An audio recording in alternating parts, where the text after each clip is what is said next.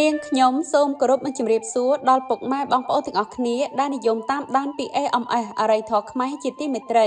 សូមពុកម៉ែបងប្អូនទាំងអស់គ្នាជួយចុចប៊ូតុង Subscribe រួចចុចប៊ូតុង Like និង Share ដើម្បីទទួលបានអត្ថបទថ្មីជារៀងរាល់ថ្ងៃនាងខ្ញុំសូមជូនហោរាសាស្ត្រប្រចាំថ្ងៃថ្ងៃសៅរ៍14កើតខែចេសឆ្នាំមមីអត្តស័កពុទ្ធសករាជ2570ត្រូវនឹងថ្ងៃទី30ខែឧសភាឆ្នាំ2026សម្រាប់ពុកម៉ែបងប្អូនដែលចង់ដឹងពីជោគជតារាសីលាភសក្ការៈលុយកាក់និងការធ្វើដំណើរថាតើត្រូវធ្វើយ៉ាងណាដើម្បីទទួលបានលាភជ័យនៅក្នុងថ្ងៃសៅរ៍នេះនៅពេលនេះនាងខ្ញុំសូមជម្រាបជូនដូចតទៅ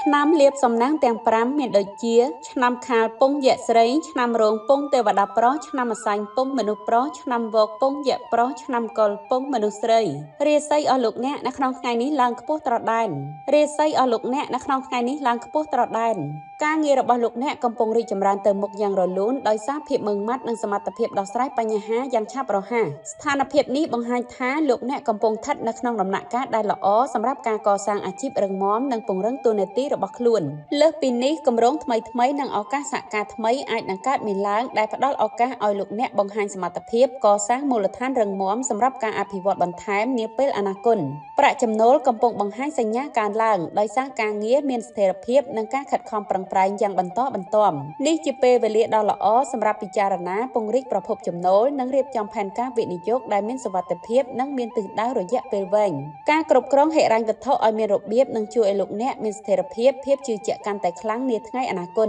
នេះជាពេលវេលាដ៏ល្អសម្រាប់លោកអ្នកក្នុងការអនុវត្តគម្រោងថ្មីបង្ហាញភាពច្នៃប្រឌិតរបស់ខ្លួនឲ្យកាន់តែច្បាស់បើអ្នកប្រើឱកាសនេះបានត្រឹមត្រូវអាចពង្រឹងតំណែងនិងកេរ្តិ៍ឈ្មោះវិជ្ជាជីវៈរបស់ខ្លួនកាន់តែខ្លាំងដោយសារប្រាក់ចំណូលទៀងទាត់ពីការងារសំខាន់របស់លោកអ្នកគួរតែប្រុងប្រយ័ត្នចំពោះការចំណាយទៅលើចំណង់ចំណូលចិត្តរយៈពេលខ្លីឆ្នាំមធ្យមទាំង5មានដូចជាឆ្នាំជូតពងទេវតាប្រុសឆ្នាំឆ្លូវពងមនុស្សប្រុសឆ្នាំមមីពងទេវតាស្រីឆ្នាំមមែពងទេវតាស្រីឆ្នាំចពងយៈស្រីរាសីអស់លោកអ្នកនៅក្នុងថ្ងៃនេះល្អជាមធ្យមការងារអាជីវកម្មរបស់លោកអ្នកបានផលសំប្រកបគ្រប់ការចូលហ៊ុននិងការបណ្ដាក់ទុនវិនិយោគទៅតាមសហគ្រាសធុនតូចនិងមធ្យមបានផលចំណេញការងាររបស់អ្នកកំពុងបង្ហាញពីសម្ពាធខ្លះប៉ុន្តែស្ថានភាពនេះជាឱកាសល្អសម្រាប់លោកអ្នកក្នុងការបង្ហាញសមត្ថភាពដោះស្រាយបញ្ហាបើអ្នកអាចប្រើបទពិសោធន៍ដែលមាននិងធ្វើការសម្រេចចិត្តដោយមានហេតុផលនោះលោកអ្នកអាចឆ្លងកាត់ឧបសគ្គបច្ចុប្បន្នបានឆាប់រហ័សមានប្រសិទ្ធភាពការរក្សាភាពស្ងប់ស្ងាត់និងការធ្វើការងារដោយមានផែនការជួយឲ្យលោកអ្នកបន្តរក្សាស្ថិរភាពនៅក្នុងការងារ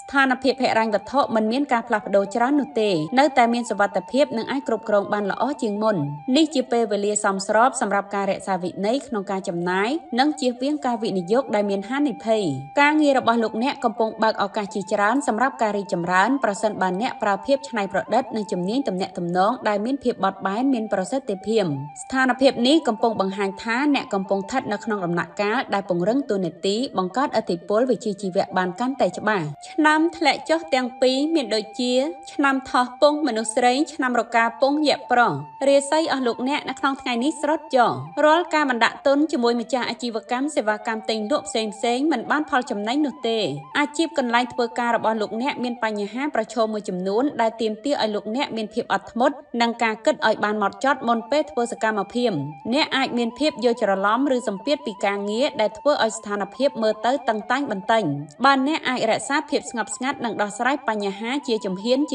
ននោះលោកអ្នកនឹងអាចកាត់បន្ថយផលប៉ះពាល់និងរកដំណោះស្រាយបានល្អជាងមុនស្ថានភាពហិរញ្ញវត្ថុកំពុងមានភាពមិនថិតថេរត្រូវប្រុងប្រយ័ត្នខ្ពស់ក្នុងការចំណាយនិងជៀសវាងការសម្រេចចិត្តហិរញ្ញវត្ថុធំនៅក្នុងពេលនេះការគ្រប់គ្រងថវិកាឲ្យបានតឹងរ៉ឹងការផ្ដោតលើការសន្សំជួយឲ្យលោកអ្នកឆ្លងកាត់ដំណាក់កាលនេះបានមានសុវត្ថិភាពជាងមុនទំនាក់ទំនងស្នេហាកំពុងជួបការមិនយល់ចិត្តគ្នាដែលអាចបណ្ដាលឲ្យមានភាពតានតឹងការយល់ច្រឡំកើតឡើងងាយ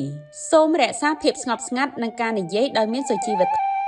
នាងខ្ញុំសូមអរគុណដល់ពុកម៉ែបងប្អូនទាំងអស់គ្នាដែលបានចំណាយពេលវេលាមានតម្លៃតាមដានហោរាសាស្ត្រប្រចាំថ្ងៃសូមពុកម៉ែបងប្អូនទាំងអស់គ្នាជួយចុចប៊ូតុង Subscribe រួចចុចប៊ូតុង Like និង Share ដើម្បីទទួលបានអត្ថបទថ្មីជារៀងរាល់ថ្ងៃនៅពេលនេះនាងខ្ញុំពី AMS អរិយធម៌ខ្មែរសូមអរគុណសូមជម្រាបលា